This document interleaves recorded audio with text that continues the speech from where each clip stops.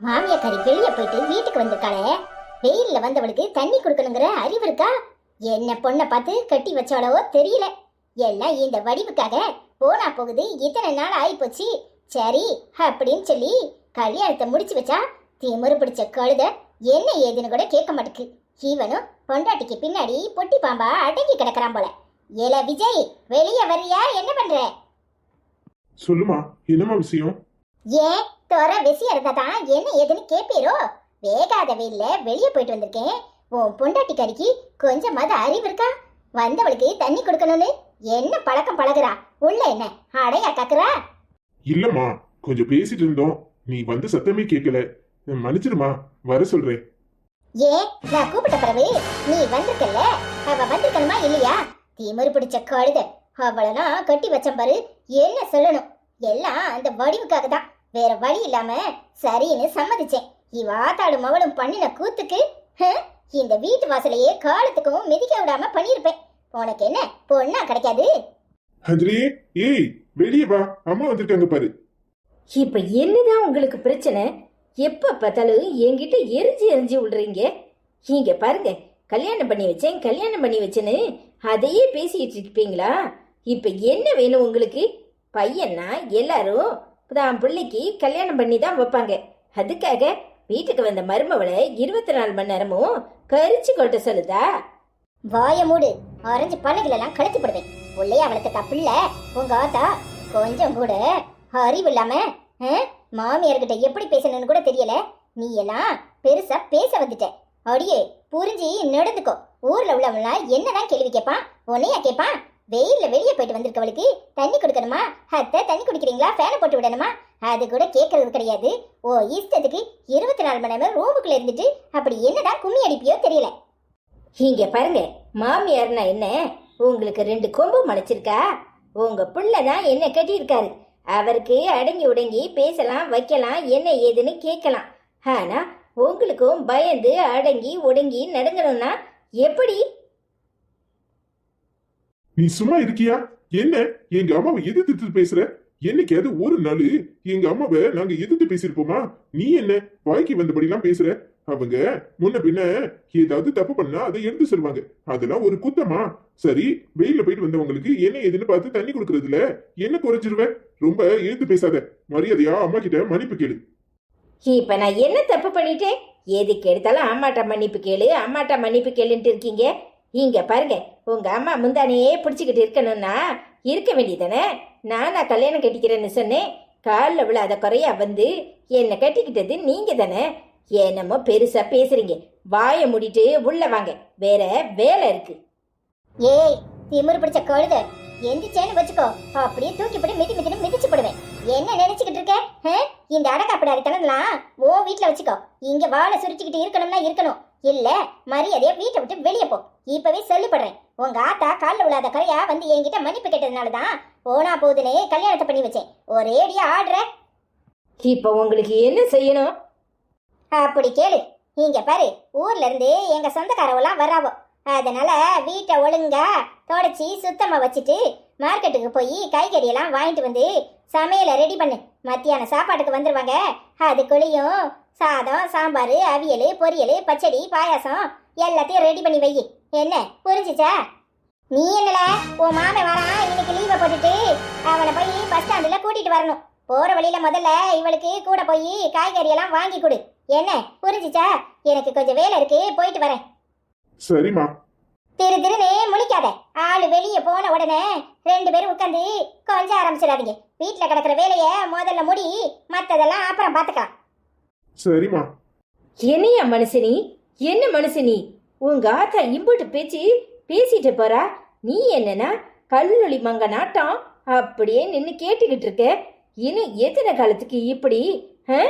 அது கொஞ்சம் அது நம்மளை புரிஞ்சுக்குதா? இப்ப கல்யாணம் முடிச்சவங்க சின்ன சிறுசுங்க கொஞ்சம் சந்தோஷமா அப்படி இப்படித்தான் இருப்பாங்க அப்படின்னு நினைக்குதா? எப்பா பார்த்தாலும் தாம் தூம்னு குதிக்குது. பத்தாதுக்கு ஊர்ல இருந்து வரவளுக்கு நான் ஆக்கி போடணுமா? இப்ப எதுக்கு இழிக்கிறீரு? என்னன்னு சொல்லும். இங்க பாரு, ஏற்கனவே சொன்னதுதான். எங்க அம்மா பலாப்பழம் மாதிரி சல்லு புள்ளின்னு விடும். பலாப்பழத்துல உள்ள முள்ளு மாதிரி. ஆனா அதுக்கப்புறம் உள்ள இருக்கிற பழம் மாதிரி ரொம்ப அன்பா பக்குவமா பதமா நடந்துக்குவோம். நீ அத மாதிரி கொஞ்சம் புரிஞ்சு நடந்துக்கோ. ஒருத்தருக்கு ஒருத்தர் விட்டு கொடுத்து போனாலே சண்டை இருக்காது. நீ அன்பா பேசினா எங்க அம்மாவும் அன்பா பேசும். ஆமா, ரொம்ப முக்கியம். அன்பா பேசுற அவளம்ல அன்பா. அன்பா பேசுறதுக்கு என்ன உங்க அம்மா என் புருஷனா தூக்கி தலையில வச்சு கொஞ்சுறதுக்கு ஒன்னதான் போனா போதுன்னு சரின்னு விட்டு கொடுத்து போக முடியும். எல்லாருக்கும் விட்டு கொடுத்து போங்கன்னா எப்படி? ஏன் நான் சின்ன வயசு தானே. என்கிட்ட உங்க அம்மா இம்பூட்டு பெரிய வயசான மனுஷி, நாளைக்கு சாக போற கிழவி. அவ அன்பா இருக்க மாட்டாளாம், நான் அன்பும் பண்புமா இருக்கணுமா. அதுல பலாப்பழத்தை உதாரணம் சொல்றாரு. பலாப்பழத்தை போய் வேலையை பாரு. வந்துட்டார். எதுக்காவது பின்னாடி வருவல, அப்போ வச்சுக்கிறேன். அடியே, நீ என் பொண்டாட்டி, பின்ன உன் பின்னாடி வராம யார் பின்னாடி போவேன்? இதுக்கு ஒன்றும் குறைச்சல எங்க ஆத்தாக்கு இருக்கு. இன்னைக்கு நான் கிளிக்கிற கிளியில அவ அடங்கணும். அன்னைக்கே வேண்டாம் வேண்டான்னு சொன்னேன். நாளாயிட்டு இதுக்கு மேல போனா மாப்பிள்ளை கிடைக்க மாட்டாங்க அப்படி இப்படின்னு உன் தலையில என்ன கட்டி வச்சுட்டு என் அண்ணக்காரனும் என் மைனிக்காரியும் சந்தோஷமா தானே இருக்காவோ. எல்லாத்துக்கும் இருக்கு. சரி சரி, கோவப்படாத. வா, கடைக்கு போய் காய்கறி வாங்குவோம். ஆமாய்யா, உங்க ஆத்தாக்கு தெண்டச்சோறுக்கு நல்லா சமைச்சு போடுறேன். பத்தாதுக்கு ஊர்ல உள்ளவெல்லாம் வர சொல்லி என் மருமக நல்லா சமைப்பா, உட்கார்ந்து தின்னுங்க, அவளை வேலை வாங்கணும்னு வர சொல்லியிருக்கோம். சரிடி, விடுடி. அவங்கதான் வயசுல மூத்தவங்க. இப்படி பேசுறாங்கன்னா நீயும் பதிலுக்கு பதிலு வா, போவோம். புடவைய கட்டிட்டு ஊர் புறா எப்படி பைக்ல வர முடியும்? போரு, புடவைய மாத்திட்டு சுடிதார போட்டுட்டு வரேன். அதுக்கு ஏடி இத்தனை செழிப்பு? போய் மாத்திட்டு வா. இதுக்கு ஒன்றும் குறைச்சல குறைச்ச. ஏ அப்பா, உரலுக்கு ஒரு பக்கம் இடினா மத்தளத்துக்கு ரெண்டு பக்கமும் இடியா இருக்கு. இன்னும் என்னெல்லாம் பண்ண போறனோ தெரியல. இவங்க ரெண்டு பேருக்கு இடையில மாட்டிக்கிட்டு முடிக்கிறதே எனக்கு வேலையா போச்சு. ஏங்க, நான் நல்லதுக்கு தானே சொல்றேன். என்கிட்ட எதுக்கு முகத்தை காட்டுறீங்க? உங்க தங்கச்சி பண்றது சரியா? கல்யாணம் முடிஞ்சு 3 மாசம் கூட ஆகல. அதுக்குள்ளேயும் எப்ப பார்த்தாலும் மாமியா கிட்ட சண்டை, எதிர்த்து பேசிக்கிட்டே நிக்கிறா. நீ மட்டும் என்ன பண்ற? உன் மாமியா சொல்றது கேட்டியா? இல்ல நான் சொல்றத கேக்குறியா? குழந்தை வளர்ற வரைக்கும் வேலைக்கு போக வேண்டாம்னு சொன்னா எங்க கேக்குற? மொத ஆளா காலேஜ்ல அப்ளிகேஷன் கொண்டு கொடுத்துட்டு வந்திருக்க. ஏங்க, அந்த சந்தியா மேடம் தான் ஜாப் காலியா இருக்கு, நீங்க அப்ளை பண்ணுங்கன்னு சொன்னாங்க. அதனால அப்ளை பண்ணேன். இதுல என்ன தப்பு இருக்கு? ஏங்க, குழந்தை தான் வளர ஆரம்பிச்சிட்டால, இனி அவனை ஸ்கூல்ல கொண்டு விடணும். எங்க அம்மா பாத்துக்குவாங்க. பின்ன என்ன? 2 பேரும் சம்பாத்தியம் பண்ணிதான் குடும்பத்தை நடத்தணுங்கிற அவசியம் இல்ல. சொன்னா கேளு. அறிவு கட்டுத்தனமா ஏதாவது பண்ணிட்டு இருக்காத. ஏன் குழந்தைய நல்லா பாத்துக்கோ, அது மட்டும் போதும். ஏங்க, எப்ப பார்த்தாலும் நான் என் கால நின்னா உங்களுக்கு பொறுக்கவே மாட்டுக்கு. உங்க அம்மா ஒரு பக்கம் தைத்தைன்னு ஆடுறாங்க, நீங்க ஒரு பக்கம் ஆடுறீங்க. உங்க 2 பேருக்கும் இதே வேலையா தான் போச்சு. ஏங்க, உங்க தங்கச்சியை கேட்கறதுக்கு மட்டும் உங்களுக்கு வாய் வர மாட்டுக்கு. எப்ப பார்த்தாலும் என்கிட்டயே மல்லிகை நிப்பீங்களா? இப்ப என்ன குறைச்சல்? நம்மளுக்கு நல்லா தானே இருக்கும். வேற என்ன வேணும்னு நீ வேலைக்கு போகணுங்கிற? குறைச்சல் நிறைய இருக்கு. என்னத்த சொல்றது? எங்க வீட்ல இப்படியா நான் இருந்தேன்? மகாராணி மாதிரி இருந்தேன். ஒரு வேலை நான் செஞ்சது கிடையாது. ஆனா இங்க வந்து நாள் பூரா எல்லா வேலையும் பார்க்க வேண்டியதா இருக்கு. பத்தாதுக்கு வீட்டுக்குள்ளேயே அடைஞ்சு கிடக்க சொல்றீங்க. எப்படி முடியும்? இங்க பாரு, புரிஞ்சு நடந்துக்கோ. வீட்டுல இருக்கிற பொண்ணுங்க வேலைகளை பார்க்கத்தான் செய்யணும். உங்க அம்மாவே அங்க ஒத்தியில எல்லா வேலையும் பார்த்திருப்பாங்க. உங்களை மகாராணி மாதிரி உட்கார வச்சிருப்பாங்க.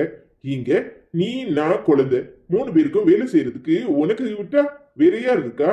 செய்யறதுக்கு உனக்கு ஏன் வருத்தமா இருக்கு? எங்க அம்மா வந்தாலும் குத்தங்கிற, மல்லுக்கு நின்று சண்டையை போட்டு எதையாவது சொல்லி அனுப்பிடுற. உனக்கு ஒத்தியில வேலை செய்யும் வருத்தமா இருக்கு. வீட்லயே வேலை செய்ய முடியல, இதுல வெளியே போய் வேலை செய்ய போறியா?